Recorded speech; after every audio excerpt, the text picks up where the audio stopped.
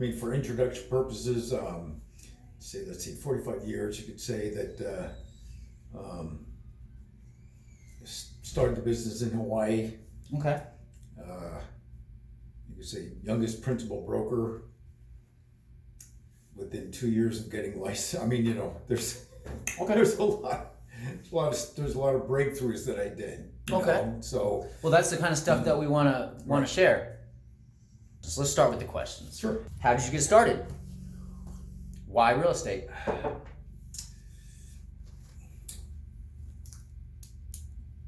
Went to college in Hawaii. Okay. Got out of college with a degree in psychology.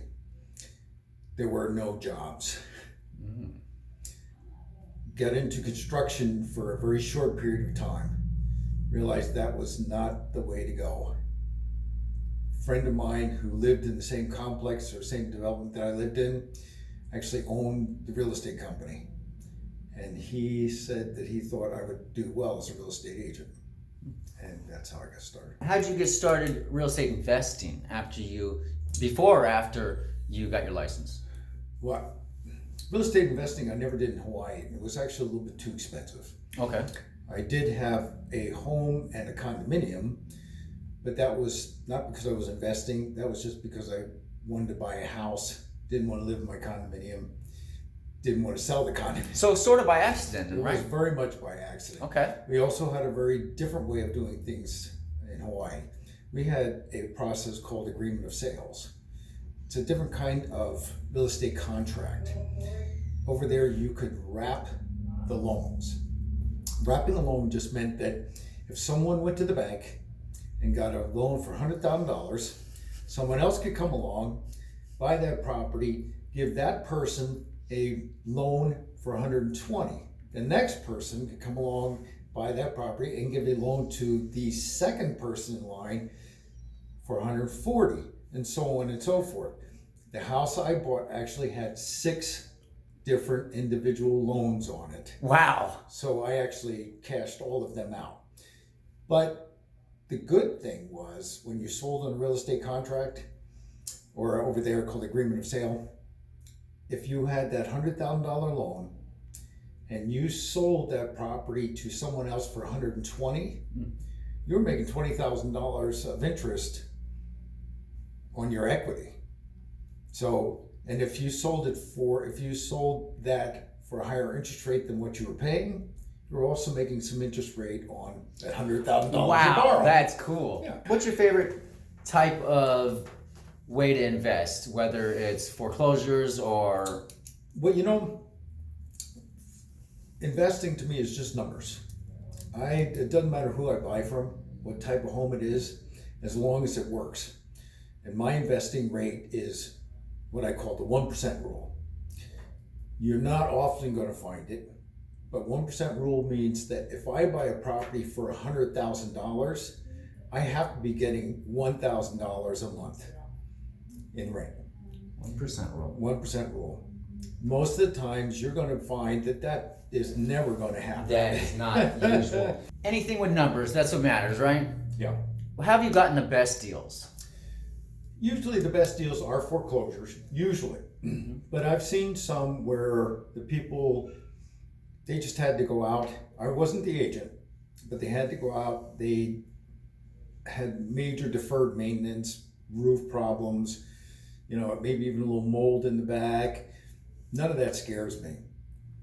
Again, it's all numbers. If I'm going to buy that home and I'm going to buy it for $60,000 because it's a wreck, and I'm going to put $40,000 into it because I'm going to strip it out, and I know I can get $1,000 a month rent, it comes back to that 1% rule. Okay. I really like to buy manufactured homes. 1, they're less expensive. 2, they're really easy to fix.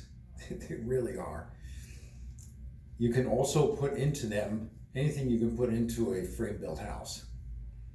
So I always juice them up a little. I know that you have a different way of doing things, but myself, I like to put laminate floors in. I put quartz counters. I put cherry cabinets, and that usually boosts my rental amount by $100 to $200. Yeah, I get it. It's worth it. Yep. Yep. So do you prefer them to be badly damaged or not? Money. Money. How much does it cost? Good. That's what I wanted to know. Yep. Okay. Single family or commercial?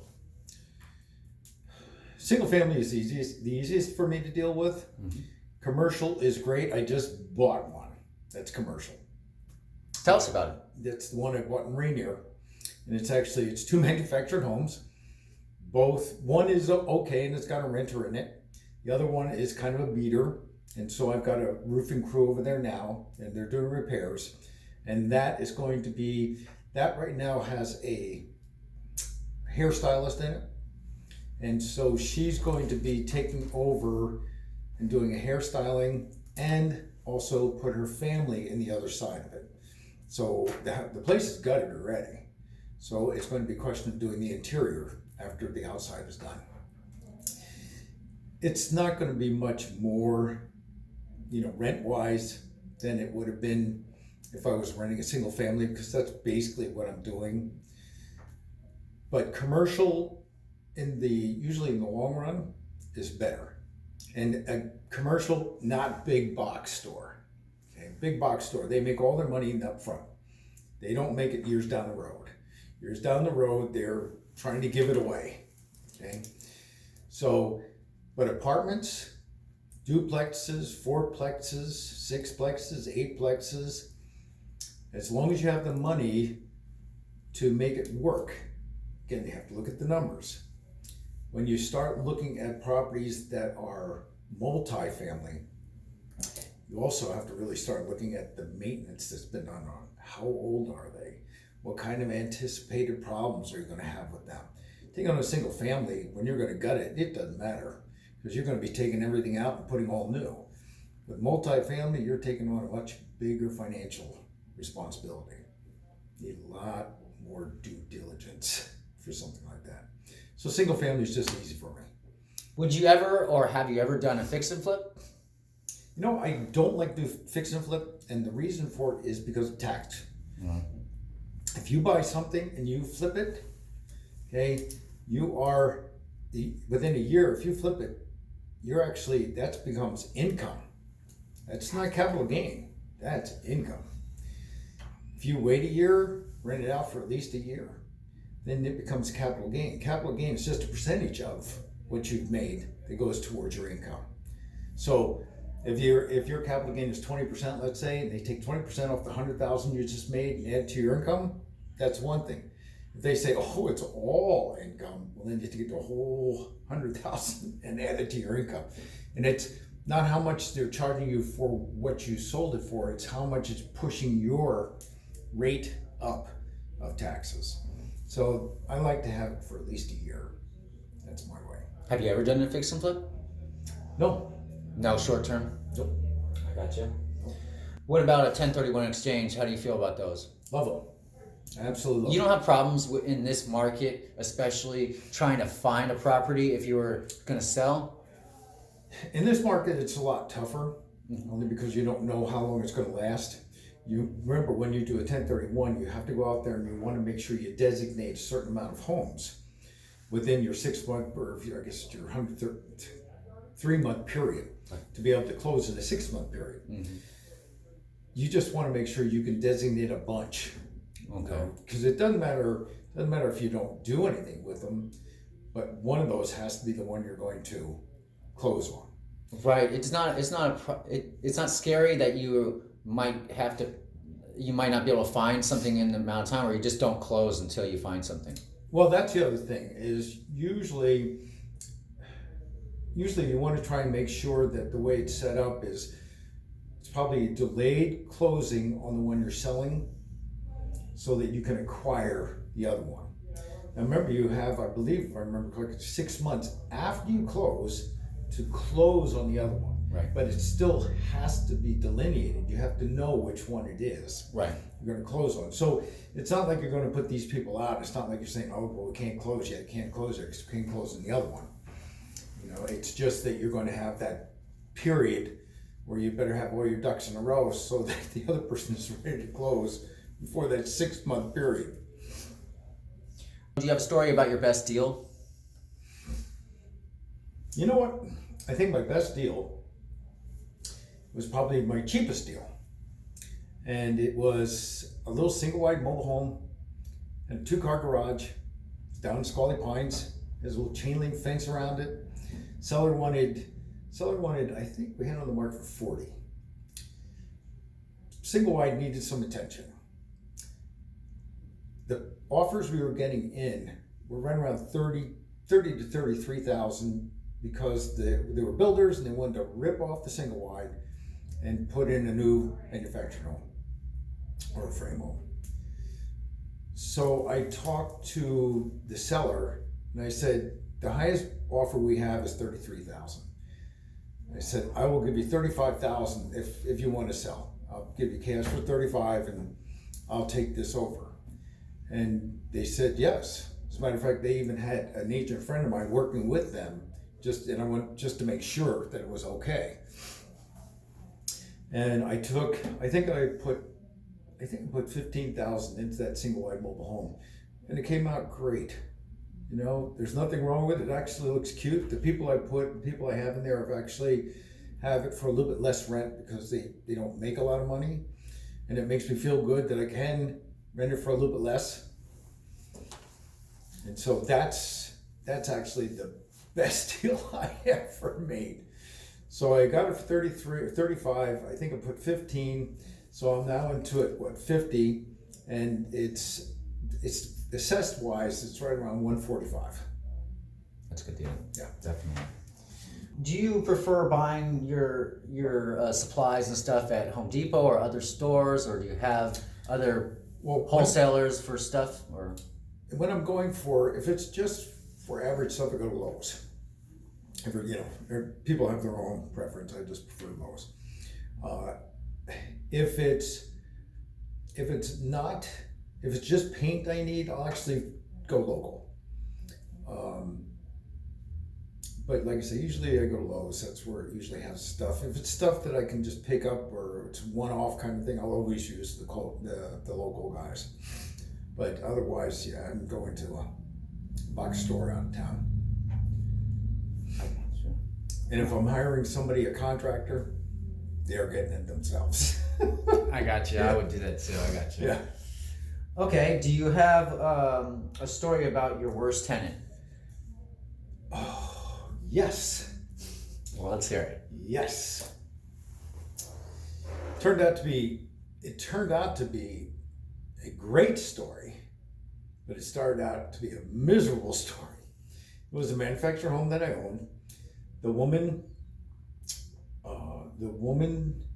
that we rented to, and we didn't go through the agency. This is one of those ones where we rented it ourselves, and we thought we did our due diligence, and we went to where she was renting and talked to the people there, and they said, oh, she's great and all the rest. We got her in. I think she made payments on time for about 4 months. Then she stopped paying, and she paid erratically, and it was constantly trying to get her to pay. Then I got to know one of the neighbors down there, and she said, she hangs out the window and sells drugs right outside the window.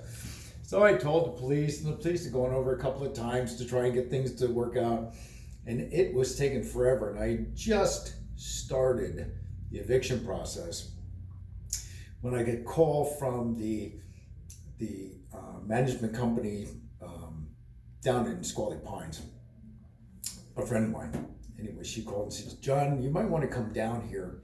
She said, your manufactured home's on fire. Wow. So I get down there in time for, the smoke to be clearing. And the fire department was kind enough to let me in the house, and they were still dabbing out, You should have left it burn at that point. Well, you would think. I went inside. Basically, she caught the kitchen on fire first, and the heat melted a lot of stuff. Before, the floors in that place were not really, really level. They had a little warp to them. So I'm thinking, okay, let's see what happens. They Why the fire department busted out all the windows, I don't know, but I appreciated it, you know? So, I get a hold of the insurance company. The insurance company goes out, he looks at it and goes, it's total. So they cut me a check for $55,000. I'm looking at it going, well, it's not a total, you know, to them it's a total, it's not a total to me. So I turned around and I had different contractors come in, put new roof, strip again. That's where I started my stripping out process, you know, literally strip everything down. We even changed a couple of walls, you know, engineered to make sure they were good, but it opened it up a lot more. We made, I mean, the cabinets I brought in were, again, these cherry cabinets. That's where it all started. I made double sinks in the master, another cabinet, changed the layout. It just turned out so well. Slow closed drawers. I mean, this place turned out dynamite. I put $70,000 into it. So bought it for 72. Had the fire, they gave me 55. Okay. Put 72 into it. Turned around and sold it for 230. Wow, yeah, that's real estate for you. So that's why I actually love manufactured homes. Me too. Those are my favorite too. I think that's the only way you get that 1%. I don't know. I don't know if it's even possible in town with a regular house. Maybe just the competition is too much. What do you think? Well, it is. It's competition not just from investors, obviously, but it's from, you know, first time home buyers. You know, they're not looking for anything expensive. They're looking for something inexpensive. The investors are, of course, looking for, not all investors, of course, are looking for rentals. Now, if you can find single wides, there's nothing wrong with single wide. Most people think there is. No, there's nothing wrong, but you can't get financed. That's the only reason most people have the bad. Mobile homes have a stigma, and that's what makes you get a good deal. That's right. Yeah, and here's the thing: you gotta have some cash rich, or you have to have some hard money lender. Mm-hmm. And those are the ones that the investors come along and say, "Well, we're going to take them off." Like how I got that one for 35. They're only going to pay what the lot's worth. They're not going to pay any more. And so that's where I come in as an investor and say, well, I'll buy it from you, you know, and I'll just fix it up and I'll rent it. And as long as you rent it out and as long as you cash out that note, if you ever want to sell, you become the bank. Right. You know, you don't have to have them go out to a lender. You can become the bank. Right. Yeah. So let's say you just bought a mobile home on a property. Would it ever be worth it to you to build a new house? Well, it depends if I was going to move into it. Only if you're going to move into it. That's the answer that I have too. Yep. And only if I was going to live there for a very long time, right? Yeah. You'll never get your money back if you buy it as a manufactured home that you're paying for as a manufactured home, and then you're going to have to get rid of that manufactured home, and then you're going to build the home, and then you're going to try and turn around and rent it. So you don't think it's worth it because like regular just vacant land, then you have to bring all the utilities in and stuff like that. The mobile home, at least it has all that stuff there. You are buying for a working property, but you get all the extras too. Is it worth it to do it with vacant land, or is it more? Well, I can understand. Usually investors aren't going to, an investor, if they're going to buy a vacant piece of land, yeah, they'll build a house. But that's a developer kind of builder, investor. But it's a lot of money out and it's a lot of waiting. And then you still have to pull all the utilities in and so much time where a mobile home, yeah, you're paying a little bit more because you're buying the mobile home, but all the utilities are there. I think probably the utilities cost more than the mobile home. Home, $20,000 that you're paying extra, where land you have to go and pay $20,000 for power and septic and all that anyway. Yeah, and the time process. But there's nothing. Think, how old was the manufactured home? What size is that? Septic system. Right. So you still may need to do all that stuff anyway. Extra stuff. I see. The ones who buy the vacant land to build the home are usually contractors. Because they're doing it themselves. Exactly. They're just looking for a job, huh? If you buy it, now you're going to have to hire a contractor, and that's when it's really not worth it, right? Yeah, then you're not breaking even. Really, it's going to be really, really tight. The market had better be moving pretty good. I got you. So you definitely believe in property management. So is that your worst story about why you should always have property management? No, it's not the worst story. I mean, it is the worst story, but it's not the only story. I mean, you know, I've got, I had the property next door to my house and I rented it out myself. The first people, they were okay, you know, but I went in and it was like, okay, well, I'm gonna have to put new carpeting in. Second person left, I didn't even know they left. And I lived next door, you know, and I hadn't gotten any rent. It was getting close to the second month. I went over and knocked on the door, they were gone. Problem is, he had personal property there. I don't know where he is, don't know how to get a hold of him. Guess what the law says? You have to there's store personal it. property. No, yeah, you have to evict the personal property. Yeah, so it's like, that's crazy. Yeah, you know. And then I had some people that lived there a really long time. They were nice and they actually paid rent. And when they left, I went in and they'd used their security as the last month.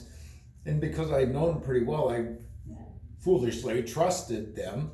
And I went in and I found one chip tub and one big cracked tub. It's not a whole lot of fun changing out tubs in a finished house, you know, a finished property. Yeah, of course. Yeah. And then I've still got one right now that we hammer them every month. You have to call them. Rent? Yeah. Where's the rent? Where's the rent? Yeah. And so I like the idea of turning that over to someone else that has no emotions in it and then says, if you haven't paid, you get 3-day vacate notice. Somebody that's on top of it. Yeah, that's right. Exactly. Somebody that they're going to take seriously.